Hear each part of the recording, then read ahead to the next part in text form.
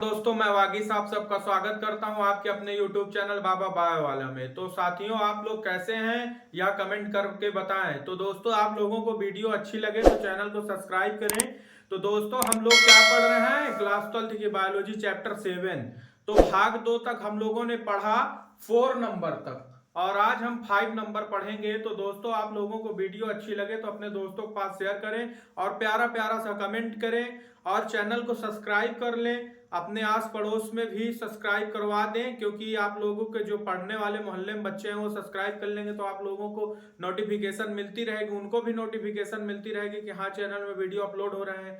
तो दोस्तों 1 अप्रैल से मैं आप लोगों को 1 शॉट वीडियो भी उपलब्ध कराऊंगा। अभी मैं थोड़े थोड़े पार्ट में वीडियो उपलब्ध करा रहा हूं, क्योंकि आप लोग एक ही चैप्टर को लंबे तरीके से नहीं पढ़ सकते हैं, उसको थोड़ा थोड़ा करके कहते हैं ना, थोड़ा थोड़ा साधे तो घोड़ द्वार बांधे। तो दोस्तों थोड़ा थोड़ा करके मैं आप लोगों को बहुत ही अच्छे से समझा समझा के आपका पूरा चैप्टर क्लोज करवा रहा हूं। तो दोस्तों अब ज्यादा लेट न करते हुए हम विकास जीवन की उत्पत्ति चैप्टर 7 भाग 3 में क्या पढ़ेंगे, तुलनात्मक भौणकी से प्रभाव। तो दोस्तों इसको जानते हैं, तुलनात्मक भौणकी से प्रभाव क्या क्या है। तो अलग अलग जीवों में भिन्न भिन्न प्रकार के भ्रूणों का निर्माण होता है। कुछ जातियों में भ्रूण को पहचानना भी बहुत ही मुश्किल होता है, यह तो आप लोगों को पता है, क्योंकि उसमें अत्यधिक समानताएं पाई जाती हैं। मतलब वह एक प्रकार का होता है, इसलिए उसको पहचान पाने में बहुत ही मुश्किल काम होता है। तो दोस्तों इसके उदाहरण जान लेते हैं, जैसे मछली, सुअर, कछुए, मुर्गे व मनुष्य के भ्रूण लगभग एक समान दिखाई देते हैं। मतलब इन सब का भ्रूण एक जैसा ही दिखाई देता है। तो आप लोगों का 5वां नंबर भी कंप्लीट हुआ और 6ठा नंबर हम लोग पढ़ लेते हैं। और आप लोग बढ़िया प्यारा प्यारा सा कमेंट भी करते जाएं तो आप लोगों का बढ़िया अच्छे से मैं चैप्टर भी क्लोज करवाता जाऊंगा। तो आइए 5वां नंबर, वो 6ठा नंबर भी जान लेते हैं, भौगोलिकी वितरण के प्रमाण। तो इसको जान लेते हैं, इसमें 2 ही पॉइंट है, तो इसको जान लेते हैं। यह जैव विकास को प्रमाणित करता है, यानी जैव विकास तो आप लोगों को मैं बताया था, तो जैव विकास को यह प्रमाणित करता है। जैसे जैव विकास क्या है दोस्तों, आप लोग कमेंट में बताएं कि जैव विकास है क्या। तो आप जानते हैं आगे, शेर, हाथी केवल भारत व अफ्रीका में पाए जाते हैं। तो दोस्तों आपका 6ठा नंबर भी खत्म हुआ। तो आप लोगों को अच्छा लगा हो तो लाइक करें, कमेंट करके बताएं कि जैव विकास क्या होता है, तो मैं भी समझूं कि आप लोगों को मन लग रहा है, आप लोग पढ़ रहे हैं। तो आइए अब आगे की हेडिंग जानते हैं दोस्तों। तो अब जानते हैं साथियों जैव विकास के बारे में। आप लोगों से पूछा था कि जैव विकास क्या है, तो आप लोग कमेंट अभी किए नहीं है, कमेंट करके बताइए कि जैव विकास क्या है। तो आइए जानते हैं जैव विकास क्या है। जैव विकास निरंतर चलने वाली प्रक्रिया है, ठीक है। यह मतलब अपने ही समय से चलने वाली क्या है दोस्तों, प्रक्रिया है। जो छोटे जीव होते हैं उनमें विकास दर ज्यादा तेज से, यानी जो छोटे जीव होते हैं मतलब वह एकदम छोटा सा जीव है तो उनमें विकास बहुत ही जल्दी होगा।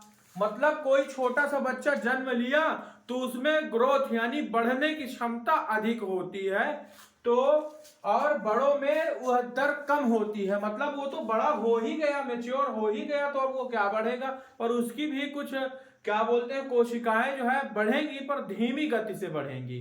तो साथियों यहां तक तो आप लोगों ने बढ़िया समझा कि विकास दर ज्यादा तेज होती है, जबकि यह दर बड़े जीवों में बहुत धीमी होती है। जैव विकास होने में हजारों वर्ष लग जाते हैं।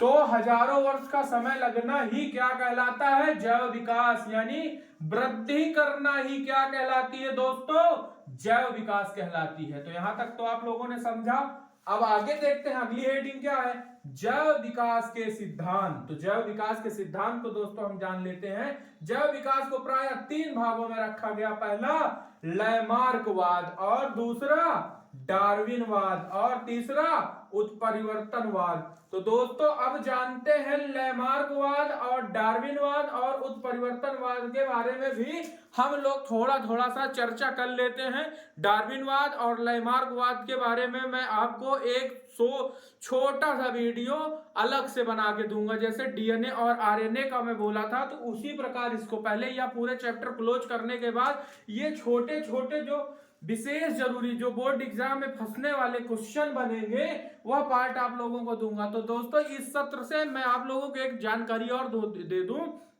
कि इस सत्र से मैं आप लोगों को बोर्ड एग्जाम की भी जो है विशेष पार्ट जो है आपको मैं बताऊंगा। तो साथियों आप जानते हैं कि लैमार्कवाद क्या होता है। तो साथियों आप जानते हैं लैमार्कवाद यानी पहली हेडिंग लैमार्कवाद और डार्विनवाद के बारे में और उत्परिवर्तन डार्विनवाद के बारे में। तो लैमार्कवाद पहले जानते हैं। लैमार्कवाद फ्रांसीसी प्रकृति वैज्ञानिक जेबी लैमार्क, इसका नाम आप लोग याद रखें। यह लैमार्कवाद के खोजकर्ता नहीं, इन्होंने लैमार्कवाद के बारे में कुछ अध्ययन किया था। तो ये जेबी लैमार्क तो सर्वप्रथम 1809 ईस्वी में जैव विकास के अपने विचारों को रखा। कौन रखा? जेबी लैमार्कवाद ने अपना विचार अपनी पुस्तक में रखा लैमार्कवाद के बारे में।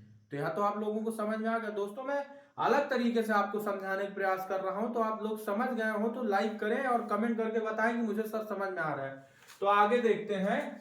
इसे लैमार्कवाद या उपार्जित लक्षणों व वंशागति सिद्धांत भी कहते हैं। जैसे जिराफ की गर्दन यानी जिराफ की गर्दन लंबी होना, सांपों में पैर का गायब होना, ये लैमार्कवाद के सिद्धांत के अनुसार यह मुख्य बिंदु है। क्या है? जिराफ की लंबी गर्दन होना, सर्प में क्या पैर गायब होना, यह सब लैमार्कवाद के अंतर्गत आते हैं दोस्तों। तो अब आगे जानते हैं दूसरा डार्विनवाद। डार्विनवाद अब हम लोग जानेंगे, डार्विनवाद के बारे में अब समझेंगे। फिर उसके बाद उत्परिवर्तन, मानव उद्भव, यह सब जानने के बाद यह भी चैप्टर क्लोज करेंगे। तो प्यारा सा कमेंट और प्यारा सा लाइक और सब्सक्राइब करना तो भूलेंगे नहीं दोस्तों। तो आइए डार्विनवाद के बारे में भी जान। साथियों अब जानते हैं दूसरा नंबर क्या है? डार्विनवाद। जैव विकास पर दिया गया दूसरा सिद्धांत डार्विनवाद कहलाता है। इसके मुख्य बिंदु निम्न है। यानी जैव विकास पर दिया गया दूसरा सिद्धांत ही जैव विकास, यानी जैव विकास तो आपको बताएं जैव विकास क्यों जरूरी है। तो जैव विकास पर दिया गया दूसरा सिद्धांत क्या कहलाता है? डार्विनवाद कहलाता है। तो डार्विनवाद को निम्न बिंदु पर रखा गया। जैसे पहला नंबर अतिजनन क्या होता है? अपने अस्तित्व को बनाए रखने के लिए प्रत्येक जीव या जाति संतान उत्पत्ति करता है। ठीक है दोस्तों, पहला समझे। दूसरा क्या है? अस्तित्व के लिए संघर्ष क्या करते हैं? प्रत्येक प्राणी अपने अस्तित्व के लिए संघर्ष करता है, यानी लड़ता है, संघर्ष करता है। यह संघर्ष भोजन, आवास, साथ ही जनन आदि के लिए होता है संघर्ष। ठीक है। प्राकृतिक विभिन्नता क्या होती है? एक ही जाति के दो जीव कभी समान नहीं हो सकते, यहां तक कि माता पिता के सभी संतान एक जैसी नहीं हो सकती। उसमें पाई जाने वाली विभिन्नता ही, यानी जैसे ये माता पिता में समान लक्षण जो होंगे यानी पाए जाने वाले विभिन्नता, यानी वह अलग रूप दिखना ही क्या कहलाता है? अलग विभिन्नताएं दिखना ही क्या कहलाता है? डार्विनवाद का सिद्धांत या प्राकृतिक सिद्धांत या विभिन्नताएं कहलाता है। तो दोस्तों अब यहां तक तो आप लोग समझ चुके हैं। अब अगली हेडिंग देखते हैं। अगली हेडिंग क्या है उसको भी जान लेते हैं, क्योंकि चैप्टर में 2 ही हेडिंग और बची है, नहीं चैप्टर क्लोज होने वाला है, खत्म होने वाला है। तो आइए उसको भी जान लेते हैं। तो अब अगली हेडिंग विकास की क्रियाविधि है दोस्तों। विकास की क्रियाविधि। डार्विन के विकास की क्रियाविधि का आधार विभिन्नताओं को माना था, लेकिन खुद नहीं बता पाए कि यह विभिन्नताएं आती कहां से हैं। मतलब इन्होंने बता नहीं पाया कि विभिन्नताएं कहां से आती हैं। अब अगली हेडिंग क्या है? मानव का उद्भव और विकास। तो इसको भी जान लेते हैं। मानव का विकास लगभग 15 मिलियन साल पहले कपिवंश से हुआ था। ठीक है दोस्तों। लक्षण क्या है? यह चिंपैंजी व कपि से मिलते जुलते थे। इनके शरीर में घने रोए, बाल और इनके पूंछ वगैरह